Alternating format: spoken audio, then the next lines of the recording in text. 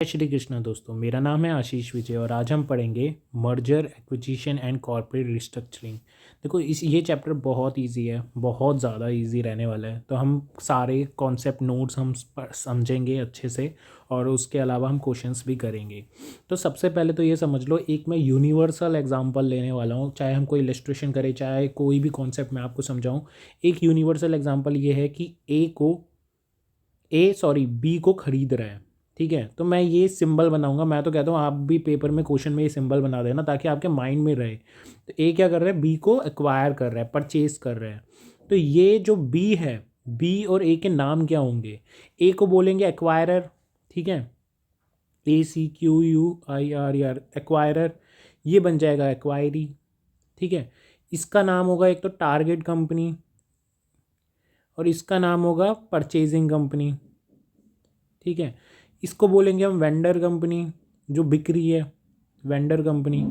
इसको भी हम बोलेंगे, यहाँ पर भी buying company, purchasing company, acquiring company, ठीक है, ये यूज़ कर सकते हैं। तो ये इनके कुछ नाम होते हैं, ठीक है। ठीक है, तो अब हम पहले इलस्ट्रेशन की तरफ चलते हैं, क्योंकि पहले इलस्ट्रेशन में कुछ ज़्यादा है नहीं, मतलब इसमें कोई कॉन्सेप्ट लगेगा नहीं, हम ये बेसिकली भी कर सकते हैं। रुको, पहले इलस्ट्रेशन से पहले यहाँ पर मैं कुछ चीज़ें बता देता हूँ। इन्होंने क्या बोला है, ये आपको पेज नंबर मिलेगा 8 पर। क्या बोल रहे हैं, ये छोटी सी चीज़ है, मतलब ऐसा कोई मुश्किल चीज़ नहीं है। ये बोल रहे हैं, देखो मान लो एक कंपनी है ए का प्रॉफिट है 100, बी का प्रॉफिट है 50।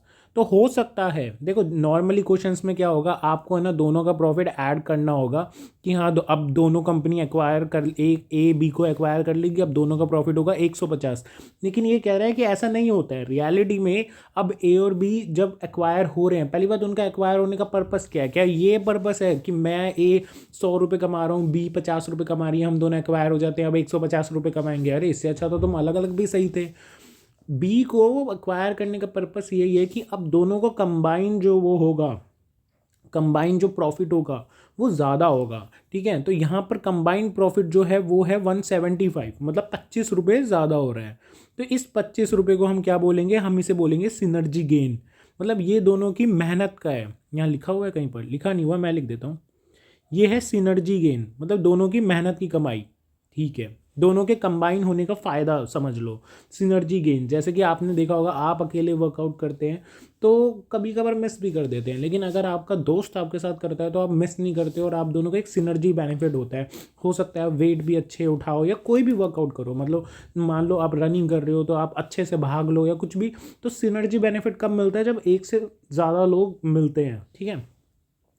तो ऐसे ये कहानी चलती है। अब ये कह रहा है कि हो सकता है कि आपने अब इसमें कुछ प्रीमियम भी पे किया हो। अब ए ने बी को खरीदा हो, अब बी कह रही है कि भाई देख, मैं कमा रही हूँ 50 रुपये, ठीक है, मैं वैसे भी कमा लूँगी, लेकिन मुझे पता है तू मेरे को एक्वायर करके बहुत अच्छा धंधा करने वाली है, तो मेरे को है ना कुछ प्रीमियम चाहिए, ठीक है। तो प्रीमियम प्रीमियम अगर चाहिए तो उसने कहा कि मेरे को है ना प्रीमियम चाहिए, कितना चाहिए, 10 रुपये का प्रीमियम चाहिए। तो उसने कहा ले जा 10 रुपये का प्रीमियम। अब जैसे ही 10 रुपये का प्रीमियम दिया तो मुझे जो नेट गेन हुआ वो कितना हुआ, वो 25 ना होकर के अब 15 हुआ, क्योंकि प्रीमियम भी तो पे किया है 10 रुपये ए ने, ठीक है। ये समझ आ गया आपको?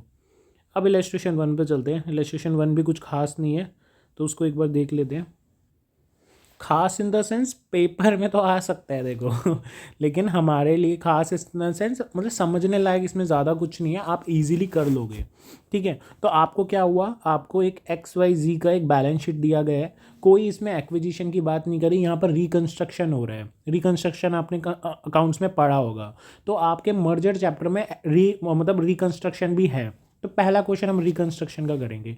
क्या कह रहा है, ये कंपनी है, ठीक है। यहाँ पर सबसे पहले तो मैं लिख लेता हूँ कि कितने शेयर्स हैं, 6 लाख शेयर्स हैं 100 रुपये के, तो 600 लाख उसकी शेयर कैपिटल हो गई, ठीक है। प्रेफरेंस शेयर्स हैं, डिबेंचर्स हैं, ठीक है। अब रिकन्स्ट्रक्शन में मुझे कुछ चीज़ें और ध्यान रखनी है। एक तो ये प्रीमियरी एक्सपेंसेस का ट्रीटमेंट करना पड़ेगा, cost of issue of debentures का करना पड़ेगा, P&L का करना पड़ेगा, इन तीनों को राइट ऑफ करना पड़ेगा। याद आ रहा है कुछ दिमाग में? एक ये कैश के साथ भी छेड़खानी पक्का पक्का होगी, ऐसा ज़रूरी नहीं है, लेकिन मुझे पता है कि मैं 11th क्लास से रिकन्स्ट्रक्शन पढ़ रहा हूँ भैया। यहाँ पर ये 11th नहीं 12th क्लास से, 12th में आया था आई गेस, नहीं 11th में शायद आ गया था, मुझे याद नहीं आ रहा। लेकिन हाँ, यहाँ पर बैंक से भी ये लोग छेड़खानी करते हैं, और इसके अलावा तो हमारे फिक्स्ड ऐसे वो रीवैल्यू होते रहते हैं। चलो अब देखते हैं क्या बोल रहा है ये बोल रहा है कि देखो, जो आपका इक्विटी शेयर है ना, इक्विटी शेयर कह रहा है कि मुझे 25 से रिड्यूस कर दो। मैंने कहा 25 से रिड्यूस कर दो, रुक जाओ। यहाँ पर है ना ग्रीन पेन से मैं लिखता हूँ कि फ़ायदा क्या है, और रेड पेन ब्लू पेन से लिखेंगे जो नुकसान है, या रेड पेन यूज़ कर लेंगे। तो ग्रीन पेन से ये हमें यहाँ फ़ायदा नज़र आ रहा है। हमने कहा देखो 6 लाख के तो हमारे वो थे, शेयर्स थे, ठीक है। 6 लाख पे रिड्यूस टू वो बोला है इसने 25, 100 रुपये का था, 25 तक रिड्यूस हो गया, 2 मतलब तक, तो 75 का फ़ायदा हो गया यहाँ पर, ठीक है। तो 6 लाख इंटू 75 यहाँ पर फ़ायदा हो गया कितने का, 450 लाख का, ठीक है। कैलकुलेटर भी लेके बैठ जाते हैं। चलो इसके बाद क्या बोल रहा है, preference share are to be reduced to equal number of shares of 50 each. ये क्या कह रहा है, अब ये कह रहा है प्रेफरेंस शेयर्स रिड्यूस हो जाएंगे, एक मिनट पेन चेंज कर देते हैं, रिड्यूस हो जाएंगे to equal number of shares of 50 each, okay.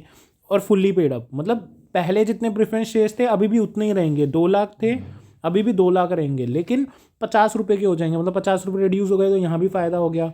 कितने का फ़ायदा हो गया, 2, एक मिनट ये भी ग्रीन पेन से लिखते हैं, 2 लाख इंटू 50 रुपये का फ़ायदा हो गया, तो ये 100 लाख का हमें यहाँ पर फ़ायदा हो गया, ठीक है।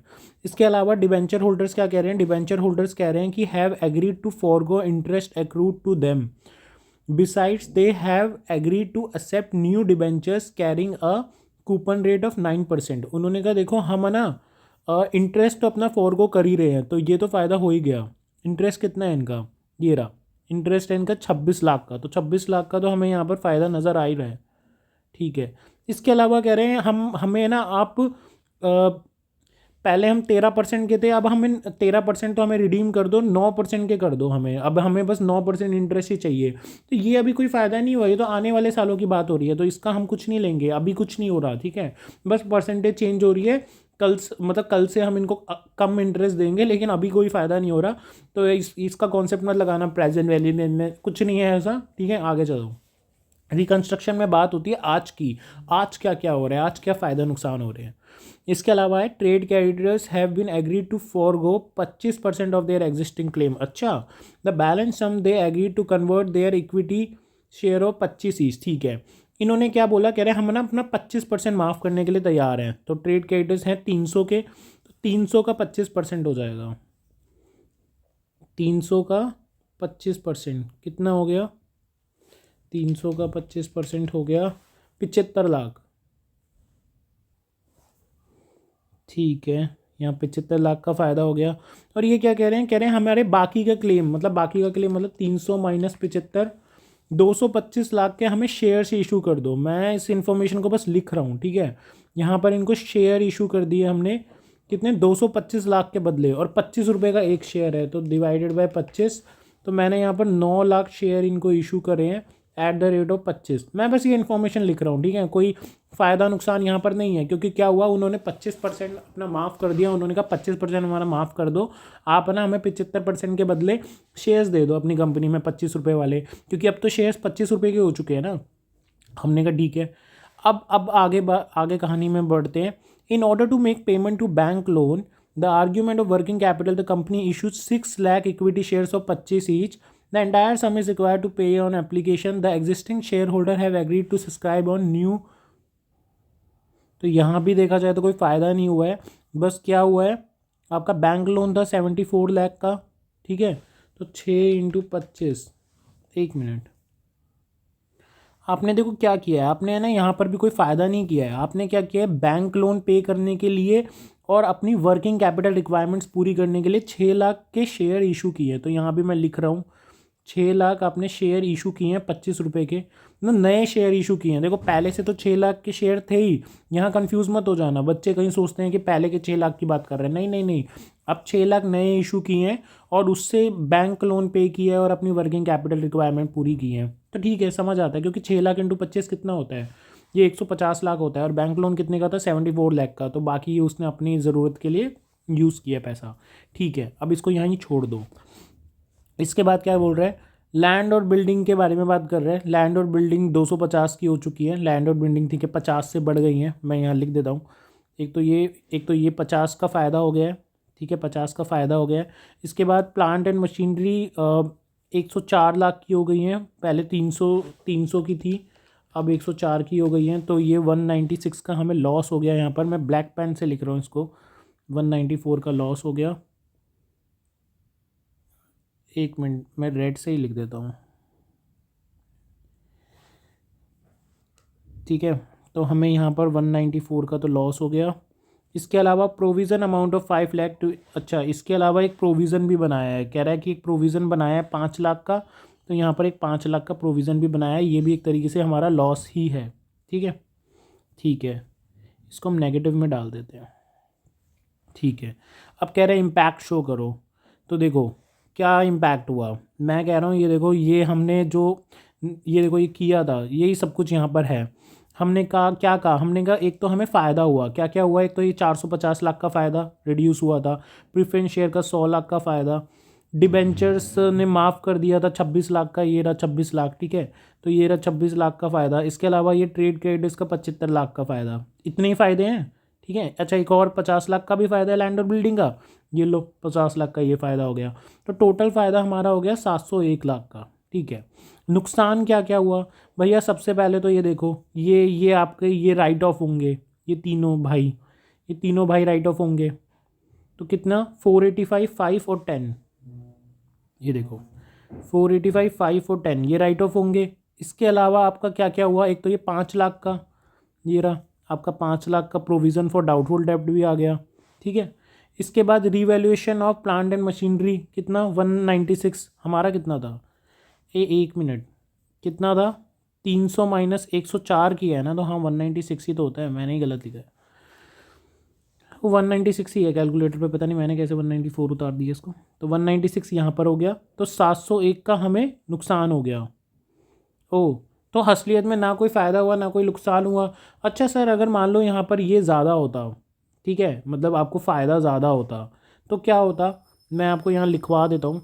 अगर मान लो प्रॉफिट ज़्यादा होता तो आपका ये कैपिटल रिज़र्व में चले जाता, ठीक है, सारा अमाउंट यहाँ पर आ जाता कैपिटल रिज़र्व।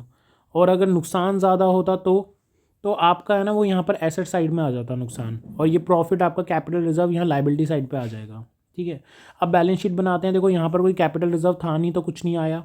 अब बात करते हैं इक्विटी शेयर की। देखो इक्विटी शेयर का क्या हुआ, पहले तो थे 6 लाख, ठीक है, हमने और इशू किए यहाँ पर 9 लाख, और फिर और इशू किए 6 लाख, तो कितना होता है 6, 12, 12, 9, 21 लाख। तो देखो हो गए 21 लाख। तो मतलब मैं ये कहना चाहता हूँ, एक तो ये इक्विटी शेयर चेंज हुआ है, 25 अमाउंट चेंज हुआ है, 2 लाख प्रेफरेंस शेयर सेम थे, 50 अमाउंट चेंज हुआ है, 9% डिबेंचर्स, आपको ये 9% याद रखना है, लिखना है, और कुछ नहीं चेंज हुआ है, यहाँ पर परसेंटेज चेंज हुई है। आपका इंटरेस्ट ऑन डिबेंचर्स उड़ गया।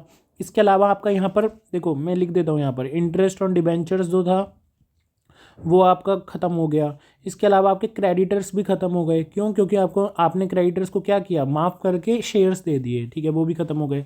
लैंड एंड बिल्डिंग चेंज हो गया, प्लांट एंड मशीनरी चेंज हो गया, फर्नीचर एंड फिक्सचर सेम है, इन्वेंट्री सेम है। इसके अलावा सन्ड्री डेटर्स में आपका 5 लाख जो है वो डाउटफुल डेब्ट्स का माइनस हो गया। अब आ जाओ कैश एंड बैंक पे।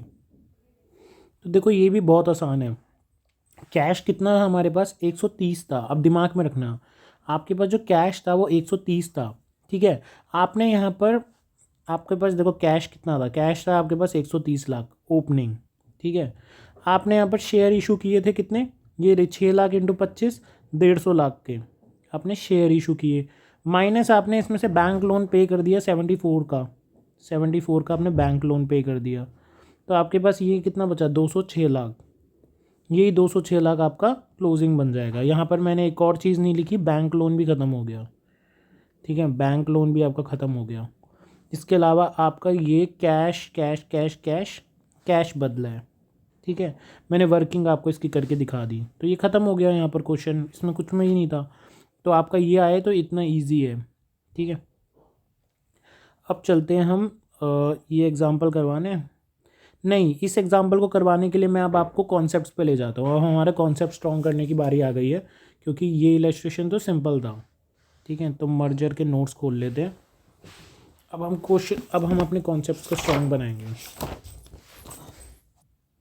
तो देखो हम पढ़ते हैं मर्जर्स। तो मर्जर्स के देखो कॉन्सेप्ट्स की मैं बात करता हूँ। एक है ना सिंपल सी चीज़ लेके चलता हूँ। सबसे पहले तो मैंने आपको क्या बताया था चैप्टर की स्टार्टिंग में, कि आपको हमेशा मान के चलना है कि जो बी है उसको ए खरीद रहा है, ठीक है, मैं यही एग्जांपल लेके चलूँगा आज पूरे उसमें, ठीक है।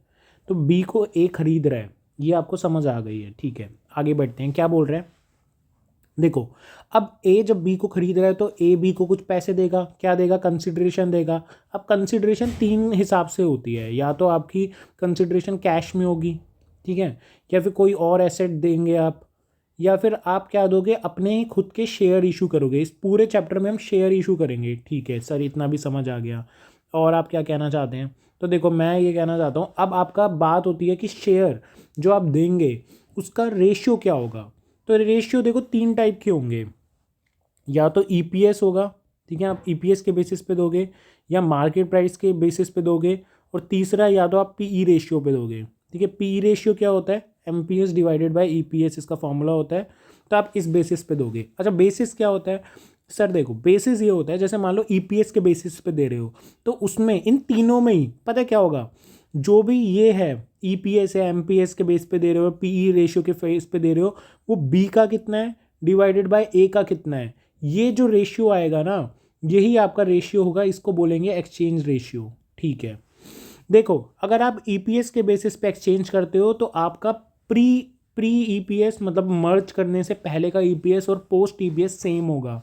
अभी एक एग्जांपल से करेंगे, आप अगर एमपीएस के बेसिस पे कर रहे हो तो प्री एमपीएस और पोस्ट एमपीएस सेम होगा, और पीई रेशियो के बेसिस पे कर रहे हो तो प्री प्री पीई रेशियो और after acquisition of company PE ratio same होगा, ठीक है सर। एक एग्जांपल बता ही दो, क्योंकि ऐसे तो ना हमें समझ नहीं आ रहा, ऊपर ऊपर से निकल रहा है थोड़ा थोड़ा। आपने तो थ्योरी समझा दी सर, प्रैक्टिकल हो जाए, चलो प्रैक्टिकल भी हो जाए। ए बी, ठीक है, मैंने क्या कहा था, ए बी को खरीद रहा है। अब देखो नंबर ऑफ शेयर ए के लगा लो, मान लो 10 लाख है, बी के हैं 4 लाख, ठीक है। मार्केट प्राइस दोनों का हो गया मान लो 80 और इसका मान लो 30, तो दोनों का अगर मैं बोलूँ मार्केट कैप कितना हो गया, मार्केट कैप हो गया दोनों का, इसका हो गया 800 लाख और इसका हो गया 120 लाख। यहाँ तक एग्जांपल ठीक है, ठीक है सर। दोनों के ईपीएस भी दे देते तो अच्छा रहता, चलो मैं ईपीएस भी दे देता हूँ दोनों के। मैं कह रहा हूँ दोनों का ईपीएस है, इसका है 40, इसका है 25, ठीक है, ठीक है। इस एग्जाम्पल को लिख लो अपने कहीं कॉपी में ना, क्योंकि अब मैं बार बार यही लेके चलूँगा। प्रॉफिट आफ्टर टैक्स इसका 400 लाख है, इसका 100 लाख है, ठीक है। ये कैसे आया, ये ऐसे भी आया, हम ईपीएस अलग पेन से लिखते हैं, EPS multiply by number of share, ठीक है, उससे भी आ जाएगा, ठीक है। अभी तो हम बस एग्जांपल ले रहे हैं। इसके अलावा पीई रेशियो क्या होगा, मार्केट प्राइस पर शेयर और अर्निंग पर शेयर, तो उससे पीई रेशियो निकल आएगा, कितना आ जाएगा, यहाँ पर आ जाएगा 2 और यहाँ आ जाएगा 30 डिवाइडेड बाई 25, ये आ जाएगा आपका 1.2, ठीक है। इसके बाद कुछ एक्यूमुलेटेड लॉसेस भी ले लेते हैं, आगे हम क्वेश्चन में कर लेंगे। एक्यूमुलेटेड लॉसेस जो हैं वो भी हैं, इसके 8 लाख हैं और इसके 20 लाख ले लेते हैं, ठीक है। अब हमने ले लिए, अब इसको कहीं लिख लो, क्योंकि अब मैं बार बार ऐसे इसकी तरफ दिखाऊंगा नहीं, ठीक है, सीधा फिगर्स बोलूँगा। अब देखो केस नंबर 1 लेते हैं, सबसे पहले लेते हैं हम केस नंबर 1। क्या है केस नंबर 1, केस नंबर 1 कह रहा है कि आप जो एक्सचेंज रेशियो बना रहे हो ना, वो on the basis of EPS exchange कर रहे हो, on the basis of EPS. तो बताओ ईपीएस कितना होगा और एमपीएस कितना होगा, ये बता दो बस। तो मैंने कहा बहुत आसान है, देखो EPS of A, exchange ratio क्या होगा, एक्सचेंज रेशियो होगा EPS of B divided by EPS of A. तो ईपीएस ऑफ बी कितना था, ईपीएस सर बी का था 25 और ए का था 40, तो 25/40 कितना होता है, ये होता है सर 0.625/1। अच्छा, तो इसका मतलब मैं बोल रहा हूँ नंबर ऑफ़ शेयर कितने इशू किए, तो सर नंबर ऑफ़ शेयर यहाँ पर इशू किए हैं, पहले बी के कितने थे, बी के थे पहले नंबर ऑफ़ शेयर, मैं सीधा बोल रहा हूँ 4 लाख इंटू 0.625, तो ये आपने 2.5 लाख शेयर्स इशू किए हैं सर, ठीक है बच्चों। अब 2.5 लाख शेयर इशू कर दिए, अब मैं कहूँगा कि ए और बी का पोस्ट मर्जर इम्पैक्ट निकालते हैं। अब मर्ज हो गया, ठीक है, कंपनी ने एक्वायर कर लिया, अब आफ्टर मर्जर देखते हैं क्या हुआ। देखो प्री ईपीएस कितना था, तो प्री ईपीएस हमने देखा था इसका 40 था, इसका 25 था, इस बेसिस पे ही हमने एक्सचेंज रेशियो बनाया इसका। अब देखते हैं पोस्ट ईपीएस क्या होगा। पोस्ट ईपीएस, तो पोस्ट ईपीएस के लिए क्या फॉर्मूला यूज़ होगा, फॉर्मूला यहाँ पर यूज़ होगा ये होगा आपका profit after tax divided by number of share. ठीक है, तो सर इसका जो प्रॉफिट है वो है आपका 400 प्लस 100। पहले ए का 400 था, अब बी का भी ए में ही जुड़ जाएगा। ठीक है, क्योंकि कंबाइन हो चुकी है कंपनी, तो 100 हो जाएगा। और नंबर ऑफ शेयर 10 लाख थे ए के, और बी को हमने दे दिए 2.5 लाख। ठीक है, बी को हमने 2.5 लाख दिए हैं, तो ये हो गया 40 हो गया। सर ये तो उतना ही ईपीएस आ गया जितना पहले था। तो मैंने बोला था ना, ईपीएस अगर आप ईपीएस के बेसिस पे करोगे एक्सचेंज, तो प्री ईपीएस और पोस्ट ईपीएस सेम आएगा। सर बी के साथ भी यही होगा? हाँ, बी के साथ भी यही होगा। और जब बी का निकालेंगे कैसे, कुछ नहीं करना, ये ध्यान से सुनना। आपको करना है 1 मल्टीप्लाई बाय 0.625 जो भी आपका एक्सचेंज रेशियो था। ठीक है, मल्टीप्लाई बाय ये वाला 40, तो ये आ जाएगा आपका 25। तो आपका आप देखोगे प्री ईपीएस और पोस्ट ईपीएस दोनों का सेम आएगा अगर आपने ईपीएस के बेसिस पे एक्सचेंज किया है। सर मार्केट प्राइस भी सेम आएगा, चलो वो भी देख लेते हैं, एमपीएस भी देख लेते हैं, बट वो सेम नहीं आएगा। मैं जहाँ तक बताऊँ आपको, देखो प्री कितना था, प्री था आपका 80 और इसका था 30। ठीक है, अब आपका कंबाइन वो देख लेते हैं, एमपीएस देख लेते हैं। तो कंबाइन मार्केट शेयर जो है वो कितना हो गया, इसका था 800, इसका था 120। नंबर ऑफ शेयर कितने हैं, 10 लाख प्लस 2.5 लाख, 12.5 लाख। तो ये आ जाएगा आपका 73.6। और इसका निकालेंगे तो क्या होगा, 1 इंटू 0.625 इंटू 73.6 जो कि आ गया 46। तो देखा जाए तो क्या हुआ है यहाँ पर, इसका एमपीएस देखा जाए तो कम हो गया है, यहाँ पर मार्केट प्राइस कम हुआ है और यहाँ पर मार्केट प्राइस बढ़ा है। ठीक है, लेकिन सेम नहीं आया हमारा प्री और पोस्ट। मतलब हमने क्या किया था, ईपीएस के बेस पे किया था। अब एक सर केस एमपीएस के बेस पे हो जाए, एक मिनट। तो एमपीएस के बेस पे देख लेते हैं। चलो सेकंड केस है, आप बेस जो ले रहे हो ना वो ले रहे हो एक्सचेंज रेशियो का एमपीएस को। ठीक है, तो एक्सचेंज रेशियो क्या होगा, ये होगा MPS of B divided by MPS of A. तो कितना है, बी का एमपीएस है 30 और ए का था 80, तो ये हो जाएगा 0.375:1। ठीक है, तो नंबर ऑफ शेयर कितने इशू किए हैं ए ने बी को, नंबर ऑफ शेयर इशू किए हैं 4 लाख इंटू में 0.375 that is 1.5 lakh share issue किए हैं। ठीक है, अब पहले ईपीएस देख लें सर, चलो ईपीएस देख लेते हैं। मैं कह रहा हूँ प्री कितना था, प्री था 40 और 25। अब पोस्ट वाला कितना होगा सर, पोस्ट वाला होगा, एक तो दोनों का प्रॉफिट ऐड करेंगे तो आ गया था 500 lakh divided by 11.5 lakh share हो जाएंगे, क्योंकि 10 लाख प्लस 1.5 लाख, तो ये हो जाएगा सर 43.47। सर सेम तो नहीं आ रहा। और दूसरे का मैंने कहा 1 इंटू 0.375 इंटू 43.47, ये तो याद हो गया, ऐसे ही करते हैं, ये आ जाएगा 16.3। सर ईपीएस तो सेम नहीं आ रहा, क्या एमपीएस सेम आएगा? एमपीएस डेफिनेटली सेम आएगा, नो डाउट। ठीक है, क्योंकि यही तो कॉन्सेप्ट मैं पढ़ा रहा हूँ। प्री कितना था, प्री था सर ए का 80, बी का 30, और कंबाइन कितना आएगा पोस्ट, सर पोस्ट आ जाएगा, दोनों का मार्केट शेयर ऐड करेंगे तो 920 और डिवाइडेड बाय वही 11.5 लाख, तो ये आ जाएगा सर 80 ही आ गया ये भी। ठीक है, और इसका 1 इंटू 0.375 इंटू 80, सर ये भी 30 आ गया। तो देखा आपने एमपीएस सब सेम आया है, सेम एमपीएस। क्यों आया सेम, क्योंकि हमने बेस जो था ये एक्सचेंज रेशियो का वो एमपीएस लिया था। अब सर क्वेश्चन कैसे आएंगे, ये क्या पढ़ाया आपने, क्या क्वेश्चन आएंगे, तो क्वेश्चन पता है क्या आएंगे, क्वेश्चन ये बोलेगा कि आप कोई ऐसा एक्सचेंज रेशियो बनाओ जिससे आपका अर्निंग पर शेयर जो प्री है और पोस्ट है वो सेम आए। तो आपको क्या करना है, आपको EPS of B divided by EPS of A ले लेना है, जो एक्सचेंज रेशियो आएगा यही आंसर होगा। आपको कोई लंबा फॉर्मूला यूज़ करने की ज़रूरत नहीं है, आप ये डायरेक्ट लिख सकते हो पेपर में, इसके मार्क्स फुल मिलते हैं। ठीक है, तो अगर आपसे क्वेश्चन में पूछा कि कोई ऐसा एक्सचेंज रेशियो बताओ जिसके बाद प्री एमपीएस और पोस्ट एमपीएस सेम हो, तो आप कहोगे on the basis of MPS हम एक्सचेंज रेशियो बनाओगे, जो भी होगा MPS of B divided by MPS of A. ऐसी थर्ड केस मैं नहीं करवा रहा हूँ, जो कि है आपका पीई रेशियो के बेसिस पे चेंज करना। सेम यही आएगा, आप खुद सॉल्व कर सकते हो, पीई रेशियो सेम होगा, ठीक है। उसका मतलब आप जब पीई रेशियो के बेसिस पे एक्सचेंज रेशियो बनाओगे, पीई रेशियो के बेसिस पे, तो यहाँ पर क्या होगा, ईपीएस आपका सेम नहीं आएगा, ठीक है, एमपीएस भी आपका सेम नहीं आएगा, लेकिन आपका पीई रेशियो सेम आ जाएगा, ठीक है।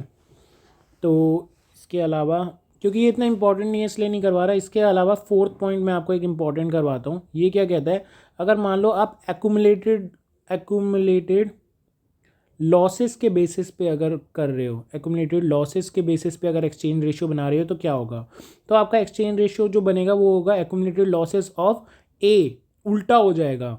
लॉस के केस में हमेशा उल्टा हो जाता है, और accumulated losses of B, same same आपका एनपीए, एनपीए नहीं, एनपीए नहीं, नॉन परफॉर्मिंग एसेट्स के नाम पर होगा, तो वो भी देखा जाए तो नॉन परफॉर्मेंट एसेट्स भी लॉस होता है, तो उधर भी केस में आपका ए डिवाइडेड बाय बी आ जाएगा, ठीक है।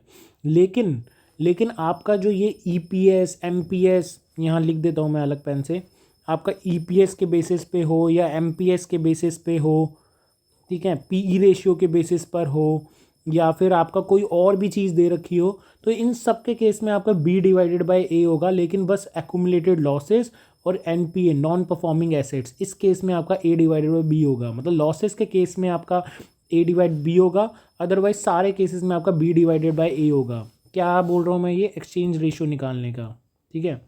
ठीक है, आप इसको कहीं नोट कर लो, ये इंपॉर्टेंट चीज़ है, लोग इसमें अक्सर गलती कर देते हैं, और इसमें तो सबसे ज़्यादा गलती कर देते हैं। एनपीए में भी वो बी डिवाइडेड बाय ए करके आ जाते हैं कि NPA of B divided by NPA of A, और वो रॉन्ग हो जाता है, ठीक है। अब चलो आगे चलते हैं। इसके अलावा ना आपको मैं एक फॉर्मूला लिखवाता हूँ, कुछ फॉर्मूला लिखवा ही देता हूँ, जो आने वाले क्वेश्चंस में आपके यूज़ होंगे। अभी तो यूज़ नहीं होंगे इलस्ट्रेशंस में, बट आने वाले क्वेश्चंस में होंगे, तो लिखवा देता हूँ, लिख लो, नोट कर लो।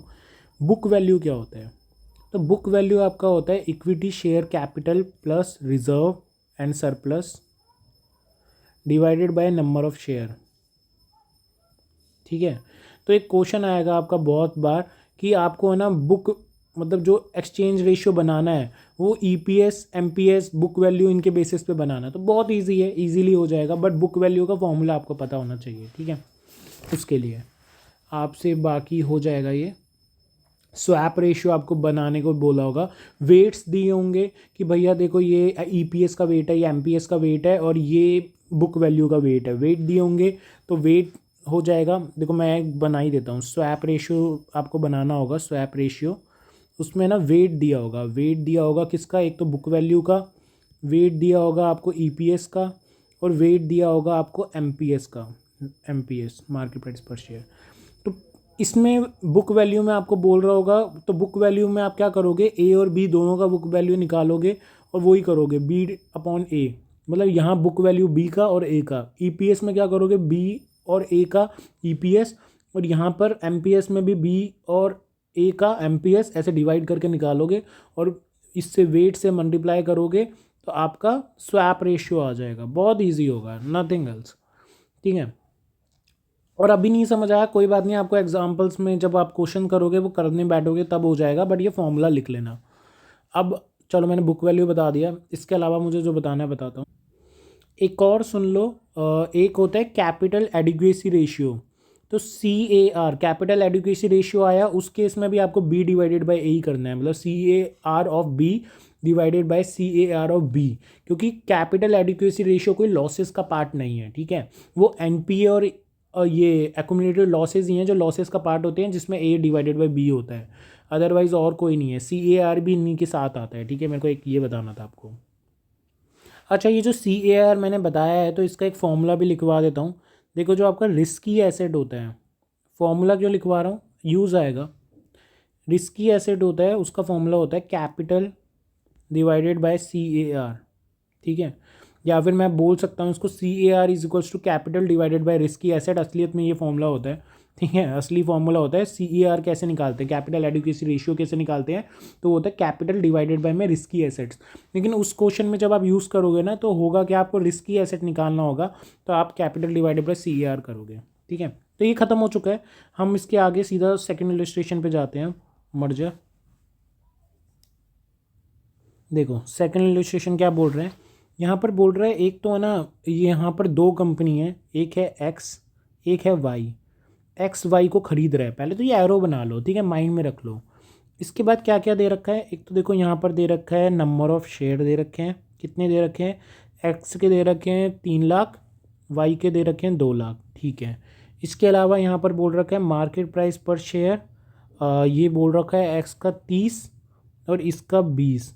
ठीक है, तो और क्या बोल रखा है, ईपीएस भी दे रखा है, ईपीएस दे रखा है, इसका दे रखा है एक्स का 4 और इसका दे रखा है 2.25। ठीक है, इसके अलावा और कुछ दे रखा है यहाँ पर, इसके अलावा इन्होंने अर्निंग आफ्टर टैक्स,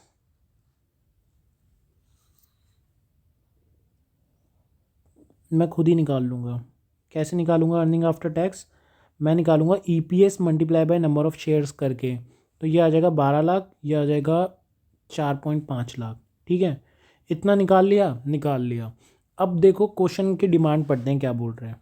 कह रहे हैं देखो आप क्या कर रहे हो, या तो इन प्रपोर्शन, मतलब जो आप वो बना रहे हो, बोथ मैनेजमेंट ने डिसाइड किया है कि जो एक्सचेंज करना है, शेयर्स का एक्सचेंज करना है, उसका रेशियो क्या होने वाला है, एक्सचेंज रेशियो क्या होने वाला है। तो या तो वो करेगा in proportion to relative earning per share, मतलब on the basis of EPS करेगा, तो ईपीएस के बेसिस पे करेंगे तो क्या होगा, ये हो जाएगा 2.25 डिवाइडेड बाय 4। एक बार कैलकुलेटर में कर लेते हैं, डिवाइडेड बाय 4, तो ये आ जाएगा आपका 0.5625:1। ठीक है, और यहाँ पर कर रहा है आधा शेयर दे रहा है, तो ये यहाँ तो रेशियो दिया ही हुआ है, यही रेशियो है। ठीक है, अब आपको रेशियो आपने निकाल दिया दोनों के पार्ट में। अब ये आपको बोल रहा है आपको ईपीएस बताना है आफ्टर मर्जर अंडर 2 ऑल्टरनेटिव्स, तो दोनों के अंदर आफ्टर मर्जर ईपीएस बताना है। तो देखो पहले केस में जहाँ पर आप ईपीएस के बेसिस पे ही डिवाइड कर रहे हो, इस केस में तो जितना ईपीएस पहले था उतना ईपीएस बाद में रहेगा। ठीक है, अभी हम दिखा देंगे, चलो दिखाई देते हैं। देखो यहाँ पर इस केस में क्या हुआ, नंबर ऑफ़ शेयर आपने कितने दिए, नंबर ऑफ़ शेयर दिए आपने, उस कंपनी में कितने थे, 2 लाख शेयर थे वाई में, तो वाई में 2 लाख मल्टीप्लाई बाय 0.5625 अगर करेंगे तो ये आता है हमारा 1,12,500 शेयर हमने दिए। ठीक है, और एक्स में पहले से 3 लाख थे, तो ईपीएस की अगर हम बात करें तो एक्स का ईपीएस हो जाएगा, प्रॉफिट आफ्टर टैक्स कितना है, 12 लाख प्लस 4.5 लाख, तो ये हो गया 16,05,000 divided by number of share करेंगे 3 लाख प्लस 1,12,500, तो ये हो गया 4,12,500। तो ये अगर हम डिवाइड कर देंगे तो एक बार कर लेते हैं, 16,50,000 डिवाइडेड बाय 4,12,500, मेरे साथ साथ कर लो, 4 ही आ जाएगा। तो पहले भी ईपीएस 4 था, अभी भी 4 है। और वाई का क्या होगा, 1 × 4 × 0.5625, ये आपका आ जाएगा 2.25, मतलब बराबर ही आ गया। ठीक है, तो ये तो हो गया पहले के हिसाब से। लेकिन अब दूसरे के हिसाब से अगर ईपीएस करेंगे 0.5 के हिसाब से, तो यहाँ पर ऐसा नहीं होगा। यहाँ पर देखो ये तो 16.5 ही आएगा, लेकिन डिवाइड बाई में क्या होगा, नंबर ऑफ़ शेयर यहाँ पर चेंज हो जाएंगे। यहाँ पर नंबर ऑफ़ शेयर आपने कितने दिए हैं, वाई में कितने थे, 2 लाख थे, तो मतलब आपने 1 लाख नए इशू किए हैं उसको। तो यहाँ पर डिवाइड कितना हो गया, यहाँ पर डिवाइड में आ जाएगा 3 lakh plus 1 lakh, that is 4 lakh. और ये डिवाइडेड कर ही लेते हैं, 16.5 डिवाइडेड बाई 4, तो ये आ गया 4.125। तो क्या सेम आया है, नहीं सेम नहीं आया, आपका ईपीएस बढ़ गया। और यहाँ पर करेंगे तो 1 × 4.125 इंटू में 0.5625, तो ये हो जाएगा, मैं एक बार करके देख लेता हूँ, 0.5625 दैट इज़ 2.32। तो देखा जाए तो ये भी ईपीएस बढ़ गया। तो दोनों के केस में क्या होगा, ईपीएस बढ़ जाएगा अगर हम 0.5 का वो करें। तो हम बस कंपनी को बता रहे हैं कि देखो अगर इस बेस पे करोगे तो ये होगा, इस बेस पे करोगे तो ये होगा। ठीक है, अब बोल रहे हैं इम्पैक्ट भी बता दो, तो इम्पैक्ट तो मैंने आपको बता दिया। पहले केस में इम्पैक्ट क्या रहेगा, सेम रहेगा, पहले केस में सेम रहेगा। ठीक है, दूसरे केस में दोनों का ईपीएस बढ़ जाएगा। ठीक है, ये क्वेश्चन बहुत इजी था, मतलब मैं तो देखो ये आंसर देख लो एक बार, आंसर देख लेते हैं। आंसर में कुछ भी नहीं है, कुछ भी नहीं। ये नंबर ऑफ़ शेयर्स आ गए नए, ये देखा दोनों सेम है, दोनों सेम है। पहले उसमें, दूसरे उसमें क्या हुआ, दूसरे उसमें देखो ये ईपीएस बढ़ गया। इम्पैक्ट बता दो, इम्पैक्ट पहले 4 था, इतना था, ये बढ़ गया, इंक्रीज़ हो गया इतने से, कुछ था इसमें।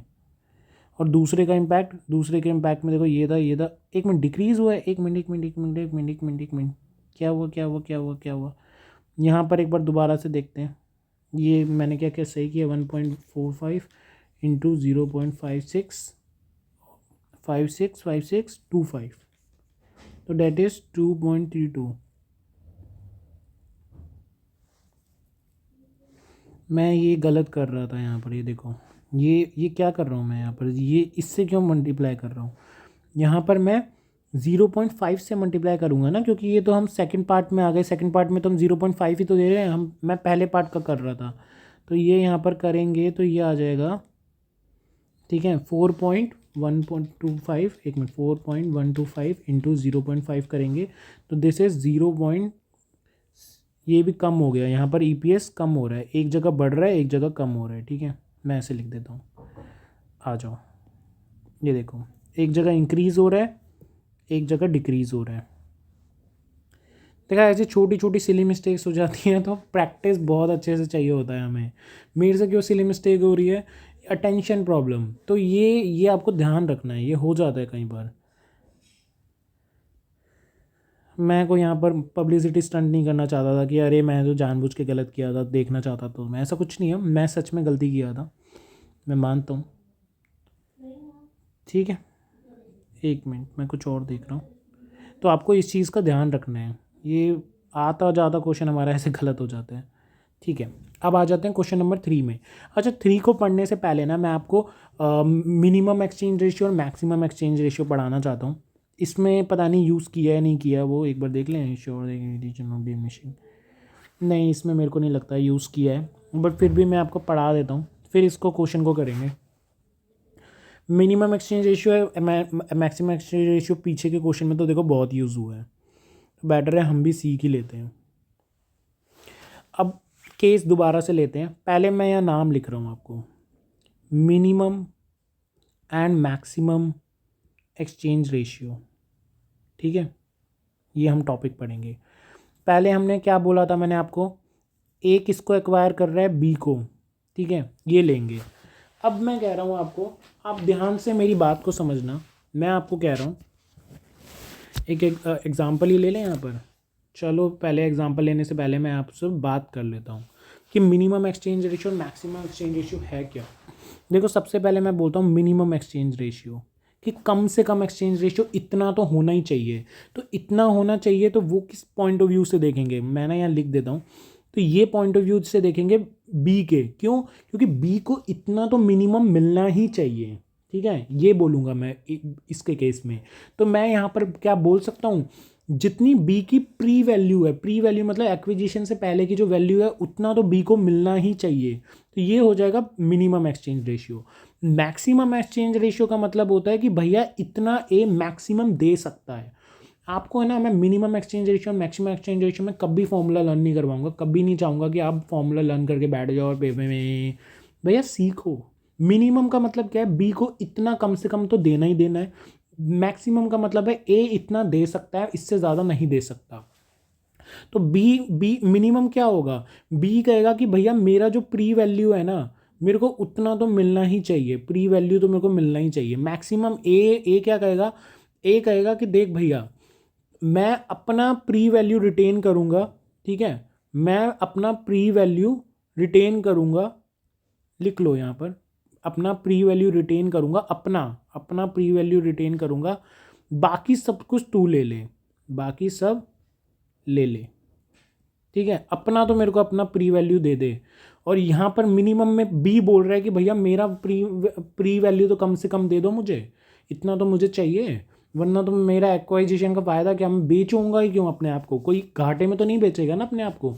तो मिनिमम और मैक्सिमम एक्सचेंज रेशियो ये होता है। अब एक एग्जांपल लेके मिनिमम और मैक्सिमम एक्सचेंज रेशियो समझ भी लेते हैं। एग्जाम्पल क्या, मैं आपको एक क्वेश्चन का ही पार्ट करवा रहा हूँ, ठीक है, क्योंकि यहाँ इलस्ट्रेशंस में कोई क्वेश्चन आंसर दे नहीं रखे, तो मैं सोच रहा हूँ कि क्वेश्चन ही करवा देता हूँ आपको, उसकी फिगर्स ही उठा लेते हैं। एक ए था, एक बी था, ठीक है, ए बी को एक्वायर कर रहा है, इसका प्रॉफिट आफ्टर टैक्स मतलब अर्निंग आफ्टर टैक्स इसका है 1,40,000 और इसका है 37,500, ठीक है सर। आगे मैं कह रहा हूँ इसके जो शेयर्स हैं वो हैं 20,000 और इसके हैं 7,500। इसका ईपीएस कितना आ गया, ईपीएस हम खुद निकाल लेंगे, हमने कहा ईपीएस इसका आ गया 7 और इसको डिवाइड करेंगे तो ये आ रहा है 5, ठीक है सर। यहाँ पर है ना पीई रेशियो भी गिवन था क्वेश्चन में, तो मैंने कहा क्वेश्चन में पीई रेशियो भी गिवन था, तो वो था यहाँ पर 10, यहाँ पर 8। क्या इस बेसिस पर मैं एमपीएस निकाल सकता हूँ सर? निकाल सकते हैं।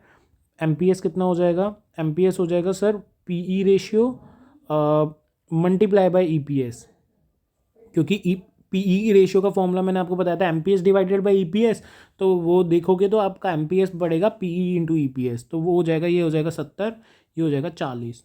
इतना समझ आ गया? ठीक है सर, समझ आ गया हमें। अब आगे क्या करना है ये भी बता दो। तो देखिए ये आपका एग्जाम्पल था, हमने एग्जाम्पल समझ लिया। अब आपको मैं पढ़ा क्या रहा हूँ, मैं आपको पढ़ा रहा हूँ, ये आपका एग्जाम्पल है, आपको पढ़ा क्या रहा हूँ, मैं पढ़ा रहा हूँ आपको मिनिमम एक्सचेंज रेशियो, कि मिनिमम कितना एक्सचेंज रेशियो देंगे। तो मैंने क्या बोला था, बी का प्री वैल्यू तो मैं दूंगा ही दूंगा, ठीक है, बी का प्री वैल्यू तो मैं दूंगा ही दूंगा। तो पहले मैं बोल देता हूँ कि कंबाइन कितना है भैया, कंबाइन वैल्यू आफ्टर मर्जर, मतलब मर्जर के बाद आपकी कंबाइन वैल्यू कितनी आएगी। पहले तो कंबाइन वैल्यू तो चाहिए होगी, तो मैं बोलूँगा जितनी भी टोटल अर्निंग है, दोनों की टोटल अर्निंग का को मल्टीप्लाई कर देंगे पीई रेशियो से। पीई रेशियो किसका? पीई रेशियो ऑफ ए, ठीक है, क्योंकि एक्वायर तो ए कर रहा है ना, तो ए के पीई रेशियो से करेंगे तो क्या होगा, तो देखो होगा ये टोटल अर्निंग कितनी है 1,40,000 प्लस 37,500, ये हो जाएगी 1,77,500 मल्टीप्लाई बाय पीई रेशियो करेंगे 10 हो जाएगा, तो ये हो जाएगा 17,75,000। ये आ गई कंबाइन वैल्यू आ गई, ठीक है, मतलब दोनों की कंबाइन वैल्यू कितनी है 17,75,000। अब देखते हैं, अब मैं कह रहा हूँ दोनों की कंबाइंड वैल्यू आ गई, तो मैंने कहा देखो अब मैं मिनिमम एक्सचेंज रेशियो देने की बात कर रहा हूँ, मिनिमम एक्सचेंज रेशियो। तो मैंने कहा देख भाई ऐसा है, मैं तेरे को बस प्री वैल्यू दूंगा, मतलब बी को मैं उसकी बस प्री वैल्यू दूंगा। तो मैंने कहा भाई तेरी प्री वैल्यू है क्या, मुझे ये भी बता दे। उसने कहा देखो भाई मेरा number of share multiply by market price पर शेयर अगर आप कर दोगे तो ये आ जाएगा आपका 7,500 मल्टीप्लाई बाय 40, दैट इज़ 3,00,000 रुपये आ जाएगा। तो वो कहेगा भैया मेरे को 3,00,000 रुपये तो चाहिए ही चाहिए। मैंने कहा ठीक है, देखो 3,00,000 रुपये ही चाहिए ना बस। उसने कहा हाँ बस इतने चाहिए मुझे। मैंने कहा ठीक है। तो मैं बोल रहा हूँ चलो थोड़ी सी है ना एक्सचेंज रेशियो निकालने के लिए वर्किंग कर लेते हैं। मैंने कहा कितनी वैल्यू रिटेन कर ली किसने, ए ने, बाय ए।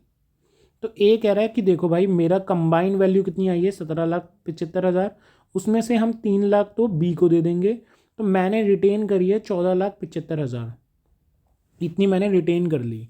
तो मैं बोल रहा हूँ कि मार्केट प्राइस क्या हुआ, market price of A after merger, after merger market price क्या हुआ। तो मैंने कहा देख भैया मार्केट प्राइस निकालने के लिए मैंने जो रिटेन किया है डिवाइडेड बाय मेरे नंबर ऑफ़ शेयर्स, तो ये आ गया आपका 73.75, ठीक है, ये आपका मार्केट प्राइस हो गया। अब कितने शेयर मैं दूंगा, शेयर गिवन टू बी को कितने शेयर मिलेंगे मिनिमम जो हम दे रहे हैं।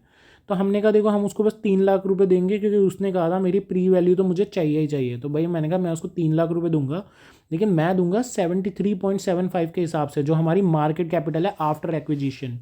तो ये आ जाएगा हमारा 4067.79, इतने शेयर्स आ जाएंगे, ठीक है। तो एक्सचेंज रेशियो क्या बन गया यहाँ पर, मैं कितने शेयर्स दे रहा हूँ उसको 4067.79। पहले उसके पास कितने शेयर थे, पहले थे उसके पास 7,500 शेयर्स। तो ये एक्सचेंज रेशियो यहाँ पर बन गया 0.5423:1।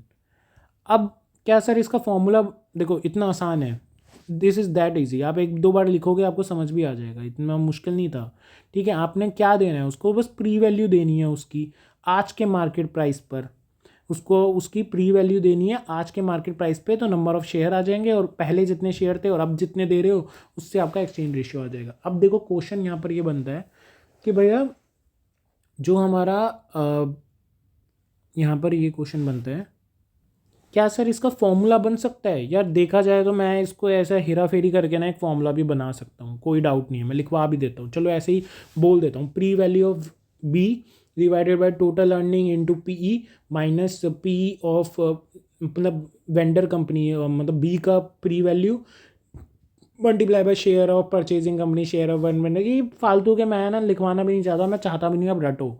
पेपर में आईसीआई ने ऐसे ही लिख रखा है जैसे मैंने आपको करवाया है, आईसीआई मार्क्स भी इसी के देगा। काफ़ी टीचर्स पता नहीं क्या इसका फॉर्मूला बना देते हैं, फॉर्मूला बनाना कोई मुश्किल नहीं है, मैं जो ये स्टेप्स लिखे हैं इसका एक फॉर्मूला बना दूंगा। लेकिन पता है उससे होगा क्या, आईसीआई आपका नंबर ही नहीं देगा। आईसीआई का कब भग यहाँ से, रट क्या है, रट क्या है, भाड़ में जा। ठीक है, सच में आईसीआई ये बोलेगा, मैं मजाक नहीं कर रहा। अब बात करते हैं मैक्सिमम की। मैक्सिमम एक्सचेंज रेशियो क्या होगा? मैक्सिमम एक्सचेंज रेशियो क्या था? ए आपको कह रहा है कि भैया मेरा प्री वैल्यू तो मुझे दे दे और बाकी सब कुछ बी को दे दे। तो मैंने कहा यहाँ पर मैंने पहले तो कंबाइन वैल्यू निकाली थी दोनों की after merger. Combine value after merger क्या निकाली थी? शेयर इनटू, सॉरी शेयर नहीं, टोटल अर्निंग। टोटल अर्निंग मैं दोबारा से तुम्हारे लिए लिख रहा हूँ, ठीक है, क्योंकि मैं चाहता हूँ आप भी लिख लिख के इसको लर्न करो। Total earning into P ratio of A, ठीक है। तो कंबाइन वैल्यू यहाँ आई थी 17,75,000। एक तो हमने एग्जाम्पल भी ऐसा लिया है ना, मैं क्या करूँ, मैंने रियल क्वेश्चन लिया है तो ठीक है। तो ठीक है, 17,75,000 आ गई। अब मैंने कहा देखो भैया, अब मैं कह रहा हूँ कि ए कह रहा है मैं मैक्सिमम इतना एक्सचेंज रेशियो दे सकता हूँ कि मेरी खुद की प्री वैल्यू तो रिटेन हो जाए। तो value retain by P, value retain by A कह रहा है कि मेरी प्री वैल्यू तो मुझे दे देना। मैंने कहा तेरी प्री वैल्यू कितनी आएगी? मैंने कहा तेरे शेयर कितने हैं, मल्टीप्लाई बाय तू मुझे बता दे तेरा खुद का ये क्या नाम है मार्केट प्राइस कितना था। तो उसने कहा देखो भाई मेरे शेयर जो थे वो थे 20,000 और मेरा जो मार्केट प्राइस था ना वो था 70 रुपये। तो मेरे को है ना कितने, 1,40,000, सॉरी 14 लाख आप मुझे 14 लाख रुपए तो दोगे ही दोगे। मैंने कहा ठीक है। मैंने कहा कंबाइन वैल्यू तो 17,75,000 है। तो मैंने कहा तूने बी को कितना दिया? नहीं, इससे पहले है ना आप ये निकालो मार्केट प्राइस ऑफ शेयर क्या होगा ए का आफ्टर मर्जर। तो वो होगा आपका 14 लाख जो एक खुद के पास रख रहा है डिवाइडेड बाय 20,000 उसके पुराने वाले शेयर्स, तो ये हो जाएगा 70 रुपये। ठीक है, अब इसके बाद कितने शेयर मैं वेंडर कंपनी को दे रहा हूँ? शेयर गिवन टू बी को कितने दे रहे हैं? बी को हम दे रहे हैं 17,75,000 जो कंबाइन वैल्यू है, माइनस मैंने कहा ये भी दे रहे हैं हम उसको, क्या नाम है, मतलब 14 लाख तो ए ने रख ली है उसकी खुद की प्री वैल्यू, तो हम उसको दे रहे हैं 3,75,000 रुपये दे रहे हैं। ठीक है, तो मैंने कहा नंबर ऑफ शेयर कितने दे रहे हो आप उसको? नंबर ऑफ शेयर कितने हो गए ये? मैंने कहा देखो 3,75,000 है, 3,75,000 वैल्यू है, अरे यार 3,75,000 वैल्यू है, 70 रुपये की रेट है, तो उस पर हो गए 5357.14। क्या एक्सचेंज रेशियो यहाँ से निकल आएगा? हाँ निकल आएगा 535714 और 0.14 डिवाइडेड बाय पहले कितने शेयर थे? पहले थे 7500, तो ये आ जाएगा 0.7143:1। ये इतना आसान है, बस इतनी सी छोटी सी चीज़ आपको लर्न भी हो गई होगी। आपको क्या करना है, आपको बस इसको एक बार लिख कर देना है। क्या बोला मैंने, एक बार रिवाइज करवा देता हूँ। कंबाइन वैल्यू है 17,75,000 की, इसमें आपकी ए ने कितना रिटेन किया? ए कह रहा है भैया मुझे अपनी वैल्यू दे दो, तो मैंने कहा तेरा नंबर ऑफ शेयर इंटू पे मार्केट प्राइस, तो इतना हो गया। बाकी का हम 3,75,000 किसको दे देंगे? बी को दे देंगे। तो अब मार्केट प्राइस निकाल रहे थे, क्योंकि मार्केट प्राइस से डिवाइड करके ही नंबर ऑफ शेयर आता है। तो हम मार्केट प्राइस जब निकाल रहे थे, तो मार्केट प्राइस निकालने के लिए हमने क्या फॉर्मूला यूज़ किया? 14 लाख, मतलब ए ने जो रख लिया डिवाइडेड बाय उसके पुराने शेयर्स, तो हो गए 70 रुपये। तो 70 रुपये से डिवाइड करेंगे तो इतने शेयर्स आ जाएंगे, उनको पुराने वाले शेयर से डिवाइड करेंगे तो एक्सचेंज रेशियो आ जाएगा कि इतने, एक शेयर पे 0.71 का एक नया शेयर मिला है। ठीक है, तो ये भी इतना इजी था। अब अगेन इसका भी फॉर्मूला होता है, ज़रूर बनेगा आपका, इसका शॉर्टकट फॉर्मूला बन जाएगा इन्हीं स्टेप से, लेकिन ICAI उसके मार्क्स नहीं देता है। तो बेटर क्या होगा, आप इसी फॉर्मेट में लिखो, ठीक है। अब क्वेश्चन पे आ जाएं। चलो सर क्वेश्चन पे ही आ जाते हैं। मर्जर इलस्ट्रेशन नंबर 3 क्या कह रहा है ये, A लिमिटेड B लिमिटेड को खरीद रहा है, अगेन यही केस है, ठीक है। अब A लिमिटेड का आपको प्रॉफिट आफ्टर टैक्स दिया हुआ है 10 लाख 3 लाख दोनों का, नंबर ऑफ शेयर्स दे रखे हैं और मार्केट प्राइस दे रखा है। क्या मैं यहाँ से EPS निकाल सकता हूँ? निकाल सकते हो सर, क्यों नहीं निकाल सकते। ये रहा earning after tax divided by number of share, ये आ जाएगा 5, ये आ जाएगा 6, ठीक है। इसके अलावा क्या मैं यहाँ PE रेशियो निकाल सकता हूँ? निकाल सकते हो। MPS डिवाइडेड बाई EPS, ये हो जाएगा 75 डिवाइडेड बाई 5 हो जाएगा आपका 15, और सर ये हो जाएगा 10, ठीक है। और PE रेशियो वैसे मुझे किसका चाहिए होता है, A का चाहिए होता है, ठीक है। इतना भी चलो मैंने मार्क कर लिया आपके लिए। चलो अब क्वेश्चन पे चलते हैं। अब तक मैं क्वेश्चन पढ़ा ही नहीं, मैंने खुद ने भी नहीं पढ़ा, मैं तो आपके लिए बस मार्क कर रहा था। If merger goes through by exchange of equity share, ठीक है, एक्सचेंज कर रहे हो equity share, exchange ratio is set according to the current market price, हा। तो what is the new EPS of A? कह रहा है आपका एक्सचेंज रेशियो क्या होगा, लिख लेते हैं। एक्सचेंज रेशियो आपका क्या होगा, उसने बोला MPS पे होगा, तो MPS के जो हो जाएगा 60 डिवाइडेड बाई 75, ये कितना आ गया 60 डिवाइडेड बाई 75 आ गया आपका 0.8:1। तो मैं कह रहा हूँ यहाँ से नंबर ऑफ़ शेयर निकाल लेंगे। नंबर ऑफ़ शेयर कितने हैं भैया, B के पहले थे 50,000, अब करेंगे 0.8, तो ये आ जाएगा कितना आ जाएगा, ये तो 40,000 होता है, ठीक है, तो 40,000 आ जाएगा। अब नया EPS कितना आ जाएगा, नया EPS आ जाएगा दोनों की earning 10 lakh plus 3 lakh divided by number of share, इसके 2 लाख प्लस 40,000, तो ये आ जाएगा 13 lakh divided by 2.4 lakh, 13 lakh divided by 2.4 lakh, ये आ जाएगा आपका 5.416, ये आपका EPS आ जाएगा, ठीक है। इसको अभी साइड रख देते हैं। अब कह रहे हैं B limited want to sure that EPS is not diminished by merger. वो कह रहा है मेरा EPS कम नहीं होना चाहिए मर्जर की वजह से। What is the exchange ratio? तो मैंने कहा on the basis of EPS ही आप चेंज कर लो, EPS ही आप चेंज कर लो, तो वो हो जाएगा B डिवाइडेड बाई A, तो वो हो जाएगा आपका 6 डिवाइडेड बाई 5, तो 6 डिवाइडेड बाई 5 क्या होगा 1.2। तो 1.2:1 के शेयर में अगर आप डिवाइड करोगे, और नंबर ऑफ़ शेयर यहाँ पर कितने इशू करोगे, नंबर ऑफ़ शेयर आप यहाँ इशू करोगे 50,000 इंटू 1/2 दैट इज़ 60,000, 60,000 आप नंबर ऑफ़ शेयर इशू करोगे। और आपका जो नया EPS है वो भी देखो कैसे आएगा, नया EPS आ जाएगा 13 लाख डिवाइडेड बाय में 2.6, तो 13 डिवाइडेड बाय 2.6 करोगे, एक मिनट 2.6 करोगे तो ये आ जाएगा आपका, एक मिनट 13 डिवाइडेड बाई 2.6, तो ये आ जाएगा आपका 5, पहले भी 5 ही था अभी भी 5 है, तो डिमिनिश नहीं हुआ, ठीक है। तो आप EPS के बेसिस पे कर दोगे, आप डायरेक्ट पेपर में लिख सकते हैं on the basis of EPS we will exchange so that अब pre and post EPS remain same, ठीक है। तो EPS of B divided by EPS of A करके आप कर सकते हो, तो आपका पेपर में आ जाएगा। तो देखो यहाँ पर आप एक बार देख लेते हैं, ये देखो 5.416 हमने लिखा था, यहाँ 5.42 इन्होंने कर रखा है। दोनों ही आंसर ठीक है, ऐसा कुछ नहीं है, उन्होंने राउंड ऑफ कर दिया, बट आप मैं कहूँगा आप पेपर में राउंड ऑफ मत करना, आप एग्जैक्ट निकाल के आओ, आपका ठीक करेगा इसे, ठीक है। और बाकी इधर EPS के बेसिस पे उसने किया 1:2 किया, 60,000 शेयर इशू किया, तो आपका वो EPS आ रहा है, ठीक है। तो एक बार ये कर लेना, ठीक है। हाँ, तो इन्होंने क्या किया देखो, इन्होंने आपको वो वाला टॉपिक नहीं पढ़ाया मिनिमम और मैक्सिमम एक्सचेंज रेशियो, इन्होंने 4th इलस्ट्रेशन और ये लास्ट इलस्ट्रेशन दिया, इसके बाद इलस्ट्रेशन भी खत्म हो गए हैं। तो मैंने मिनिमम और एक्सचेंज रेशियो और मैक्सिमम एक्सचेंज रेशियो के आगे क्वेश्चंस हैं, तो मैंने क्या करवाया आपको एक एक क्वेश्चन करवा दिया मिनिमम एक्सचेंज रेशियो और मैक्सिमम का। वो जो मैंने आपको एग्जाम्पल बनवाया था वो एक क्वेश्चन ही था जो पीछे दे रखा है।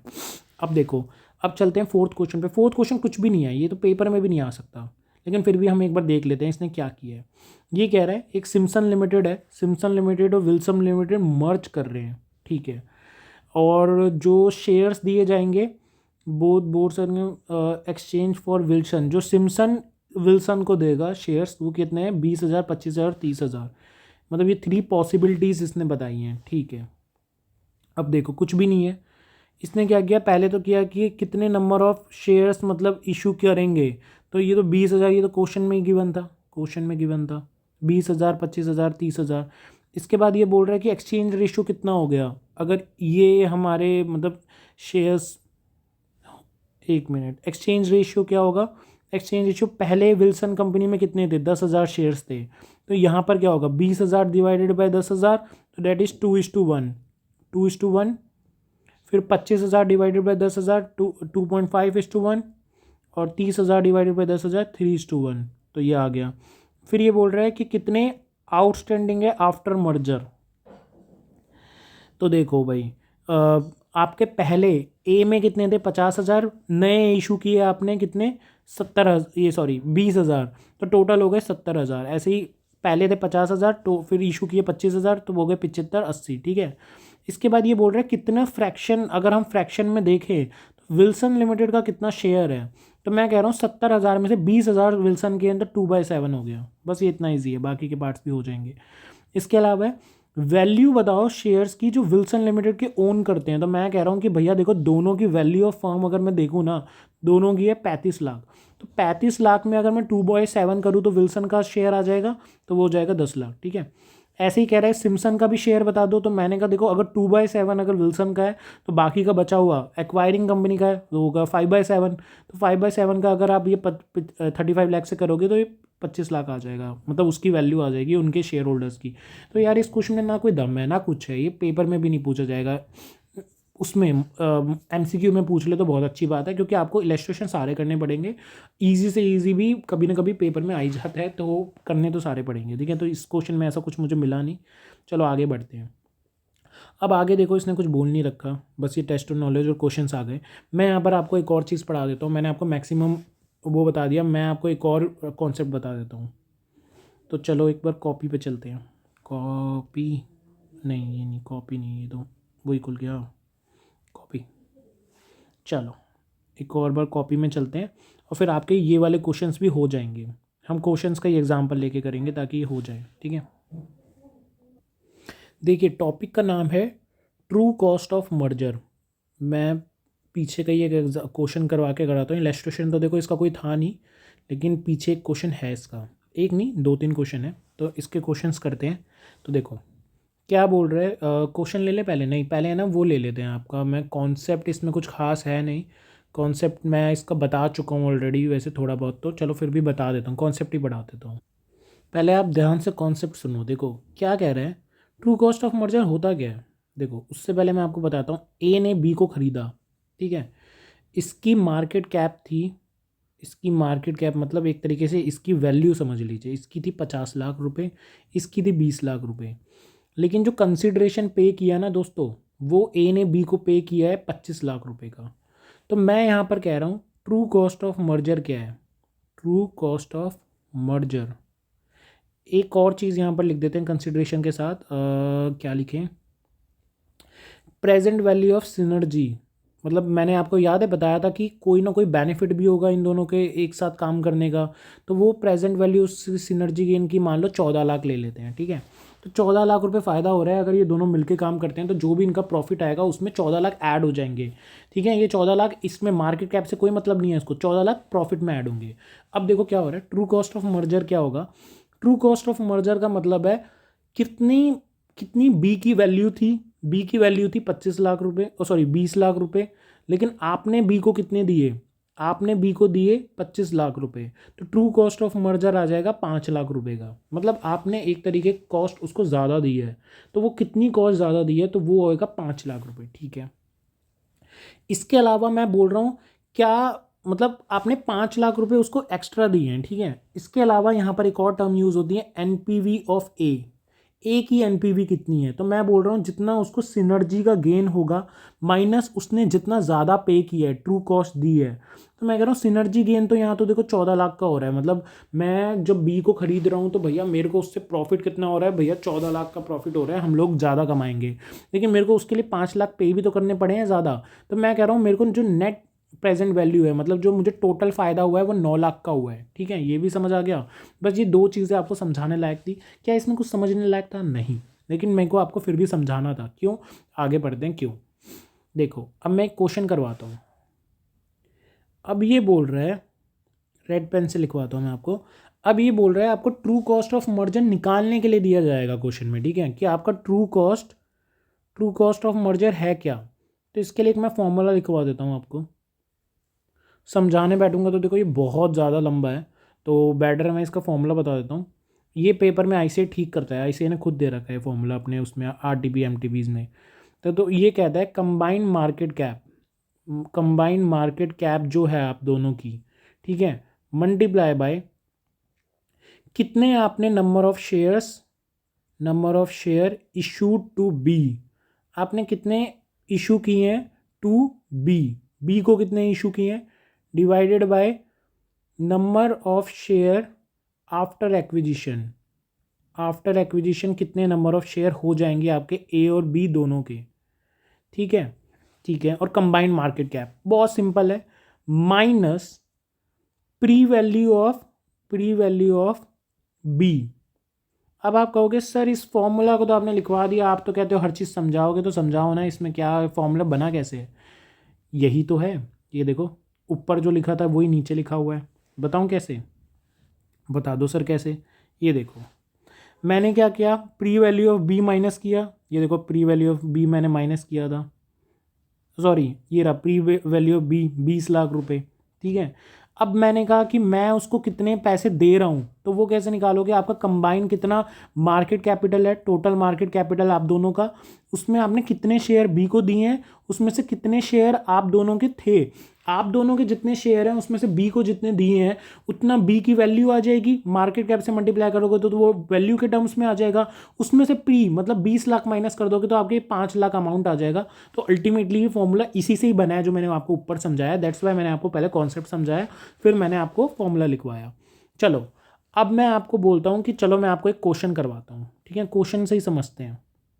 फॉर्मूला आपने बता दिया, कॉन्सेप्ट आपने बता दिया, सर आप अब एक क्वेश्चन करवा दो, क्योंकि पीछे तो देखो आईसीआई ने बहुत क्वेश्चन दे रखे हैं, इलेस्ट्रेशन में इन्होंने कुछ बनाया नहीं था, पीछे क्वेश्चन डाल दिया।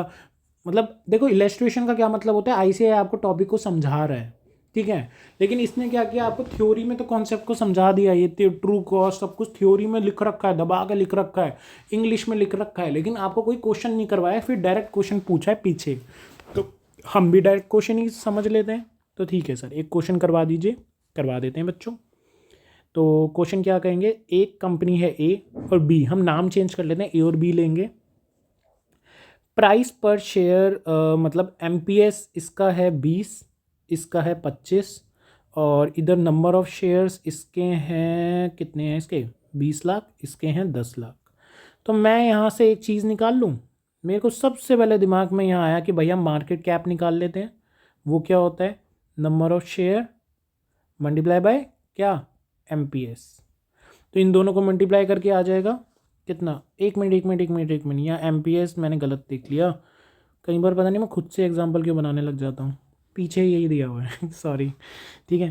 तो मैं इस दोनों को मल्टीप्लाई कर देता हूँ, ये कितना आ जाएगा एमपीएस, ये आ जाएगा हमारा 1000 लाख और ये आ जाएगा हमारा 250 लाख, ठीक है, मार्केट कैप हो गई हमारी टोटल, ठीक है।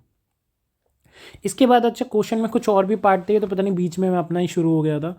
इसके बाद ये था कि present value of synergy gain, synergy जो थी सिनर्जी गेन भी दे रखी है कि 200 लाख का प्रॉफिट होगा अगर ये दोनों मिलकर काम करेंगे। तो एक्सचेंज रेशियो भी इन्होंने दी रखी है आपके लिए 0.5:1, मतलब 10 लाख शेयर है तो 5 लाख शेयर इन्होंने दिए होंगे, ठीक है। इसके बाद आपके मैंने कहा चलो ठीक है, इधर क्वेश्चन खत्म हो गया, ठीक है, अब कुछ नहीं है। मैंने कहा आपके नंबर ऑफ शेयर भी निकाल देते हैं, number of share to B कितने दिए हैं आपके, 10 लाख इंटू 0.5 कितने हो गए, 5 लाख शेयर दिए हैं, ठीक है।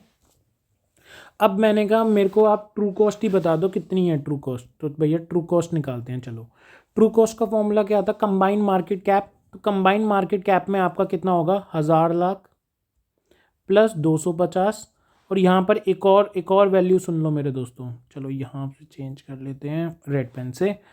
तो दूसरी वैल्यू आपकी आ जाएगी present value of synergy gain की भी 200 लाख, मतलब 200 लाख का वो भी प्रॉफिट है आपका, तो आपकी टोटल मार्केट कैप इतनी हो जाएगी टोटल, ठीक है, ठीक है। इसके बाद आपने सर कुछ और भी लिखवाया था फॉर्मूला में, वो भी लिखवाओ, क्या लिखवाया था दोस्तों, याद है कुछ, कुछ number of share issued to B. तो सर बी को तो हमने दिए हैं 5 lakh share. Sir total share कितने हैं? टोटल शेयर देखो ए का कितना है 20 लाख, और अब कम दिए हैं 5 लाख, तो 25 लाख टोटल हो गए। तो चलो इसका एक बार कर लेते हैं कितना हिसाब। ये हो गया 1450 multiply by 5 lakh divided by में 25 लाख। ये हो जाए और ये कितना हो जाएगा टोटल। एक चीज़ यहाँ पर हमने नहीं की, यहाँ माइनस भी तो होता है। क्या माइनस होता है? ये रहा प्री वैल्यू ऑफ बी। तो बी का प्री वैल्यू क्या होगा? Number of share multiply by number of multiply by MPS. तो ये हो जाएगा 250 लाख। सर ये रहा 250 लाख, ये तो हमने निकाल रखा था पहले से। आप ऐसा कैसे कह रहे हो कि हमने नहीं निकाला हुआ था? ये लो माइनस कर दिया। अब इसको कैलकुलेट कर लेते हैं। 1450 multiply by 5 divided by 25 that is 290। तो मतलब 290 हमने उसको दिए हैं। 250 लाख रुपए उसकी खुद की वैल्यू है। ये देखो 290 हमने दिए हैं ना, 5 लाख उसको नंबर ऑफ शेयर इशू किए हैं, तो 295 लाख हमने टोटल उसको दिए हैं। 250 लाख रुपए उसकी प्री वैल्यू है, तो 40 लाख हमने उसको ज़्यादा दिए हैं। ट्रू कॉस्ट ऑफ मर्जर हमारा आ गया। ये हमारी ट्रू कॉस्ट ऑफ मर्जर है 40 लाख। अब हम कहेंगे हमारा एनपीवी कितना है। एनपीवी ऑफ ए की एनपीवी क्या है? तो मैं कहूँगा जितना true cost of synergy gain है, सिनर्जी गेन जितना है माइनस में आपका ट्रू कॉस्ट। ठीक है, मैंने कहा सिनर्जी गेन हमारा है 200 लाख का, माइनस उसमें मैंने दिए हैं 40 लाख। तो मैं कह रहा हूँ मेरे को भैया अभी भी 160 लाख का प्रॉफिट है। भाई मैंने तो 40 लाख रुपए तो उसको ज़्यादा दिए हैं, लेकिन मेरे को फ़ायदा तो 200 लाख का हो रहा है टोटल। तो मेरे को अभी भी नेट फ़ायदा कितना हुआ? 140 लाख का, 160 लाख का। तो ये एनपीवी ऑफ ए हो गया। देखो बस नाम का डिफरेंस है, ईजी इतना है। पेपर में यही होता है, बच्चे को नाम नहीं आता है, बच्चा भूल गया एनपीवी ऑफ ए क्या था। पेपर में बोले एनपीवी ऑफ ए क्या है, बच्चा भूल गया क्या है। अब देखो ये कॉन्सेप्ट कितना ईजी है कि नेट फ़ायदा कितना है, लेकिन यही आपको याद करना पड़ेगा एनपीवी कितना है। ठीक है, ए का ना आपका ये मर्जर्स यहाँ पर ख़त्म हो जाएगा, और इसमें मर्जर्स में ये वाला टॉपिक भी देखो मैंने ट्रू कॉस्ट ऑफ मर्जर भी एक्स्ट्रा पढ़ाया है आपको, ये इलस्ट्रेशंस में नहीं था। अब एक और क्वेश्चन, एक लास्ट क्वेश्चन यूज़ होंगे, कुछ क्वेश्चंस पीछे दे रखे हैं, वो भी बहुत इजी है, उसका भी मैं एग्जांपल करवा देता हूँ। बस ये लास्ट टॉपिक है, इसके बाद ये चैप्टर मर्जर्स खत्म हो जाता है, इसमें और कुछ भी नहीं है। आपके सारे क्वेश्चन इजीली सॉल्व हो जाएंगे। कोई भी डाउट आए तो मेरे से पूछ लेना, व्हाट्सएप कर देना, नीचे मेरा व्हाट्सएप दिया हुआ है। बाकी आपको कोई भी डाउट, ज़्यादा डाउट्स आते हैं तो मैं पूरे सारे जितने भी क्वेश्चन हैं ना पीछे 30 40 25 मैं सबकी वीडियो बना दूंगा अगर आप चाहो तो, लेकिन मेरे को नहीं लगता वीडियो की ज़रूरत पड़ेगी, आपका हो जाएगा। तो लास्ट टॉपिक देख लेते हैं। लास्ट टॉपिक ये कह रहा है, इसमें ना सिक्योरिटी वैल्यूएशन का यूज़ है, सिक्योरिटी वैल्यूएशन का यूज़ हो गया इस मर्जर में। अब ये क्या कह रहा है, आपने सिक्योरिटी वैल्यूएशन में पढ़ा होगा जो P0 होता है वो क्या होता है, वो आपका होता है D1 divided by cost of equity या कॉस्ट ऑफ कैपिटल इसको बोल सकते हैं, माइनस ग्रोथ। ये करते हैं, ठीक है। D1 क्या होता है? D1 होता है आपका जितना डिविडेंड आपने पे कर दिया है 1 प्लस ग्रोथ। तो ये वाला फॉर्मूला आपको P0 वाला यूज़ करना पड़ेगा, ठीक है, अपने क्वेश्चंस में। तो आपका ये इजीली हो जाएगा, ऐसा कुछ नहीं है। और आपको प्रेजेंट वैल्यू में निकालना तो आता ही होगा, तो ठीक है, और तो कुछ नहीं है। और एक और टॉपिक है यहाँ पर, वैल्यू ऑफ बिजनेस। ये एक और टॉपिक है, याद आ गया मुझे, वैल्यू ऑफ बिजनेस। ये भी आपका इजीली हो जाएगा। कैसे होगा? एक दो क्वेश्चंस हैं, यही मतलब सिक्योरिटी वैल्यूएशन उसमें यूज़ होगा, प्रेजेंट वैल्यू पे चीज़ें आएंगी। मतलब आपका क्या होगा, आपका ना कैश फ्लो गिवन होंगे, कैश फ्लोज गिवन होंगे, आपको उनको प्रेजेंट वैल्यू पे लाना होगा, ठीक है। और प्रेजेंट वैल्यू पे ला के आप माइनस करोगे तो आपका, और जो प्रेजेंट वैल्यू में क्या होगा, आप जब प्रेजेंट वैल्यू में लाओगे तो हर साल का कैश फ्लो तो ले आओगे। जो आखिरी ईयर होगा, जैसे मान लो प्राइस ऑफ जो फिफ्थ टाइम पीरियड होगा, उसमें बोल रहा होगा कि अब ना ग्रोथ कांस्टेंट है, तो कांस्टेंट ग्रोथ में ये वाला फॉर्मूला आपका यूज़ होगा। उस पर आप क्या करोगे, dividend divided by cost of capital minus में ग्रोथ करोगे तो आपका वो निकल आएगा, ठीक है, इजीली हो जाएगा, इसलिए मैं इसमें रेलवे में जा रहा। फिर आपका मतलब 0 टाइम पे वैल्यू आ जाएगी, माइनस आप उसमें इन्वेस्टमेंट वैल्यू कर दोगे तो आपका एनपीवी आ जाएगा।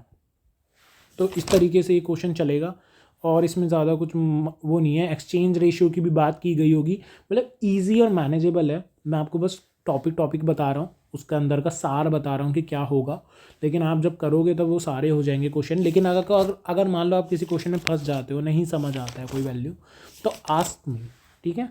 मेरा नीचे व्हाट्सएप दिया हुआ है मैंने डिस्क्रिप्शन में, मेरे से पूछ लेना, बाकी ठीक है, मिलते हैं हम नेक्स्ट वीडियो में।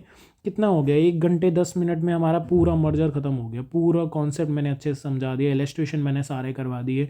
क्या बचा आपका, पीछे के क्वेश्चंस बचे, वो बस आपको खुद करने हैं, क्योंकि खुद करोगे तभी समझ आएंगे। देखने हैं, गलती हो जाए तो, नहीं समझ आ रहे तो मेरे से पूछ लेने हैं। वैसे तो देखो आपको हो जाएगा, 1-2 क्वेश्चन में आप फिर भी फंसोगे, लेकिन मेरे से पूछ लेना व्हाट्सएप करके। बाकी मुश्किल ज़्यादा लगे, 4-5 क्वेश्चन इकट्ठे हो जाएँ तो मुझे क्वेश्चन नंबर्स बता देना, मैं आपकी पूरी वीडियो ही बना दूंगा, सारे क्वेश्चंस की सब कुछ दे दूंगा। ठीक है, चलो बाय बाय, हस्ताला बस्ताला मिलते हैं। जय हिंद दोस्तों, बाय।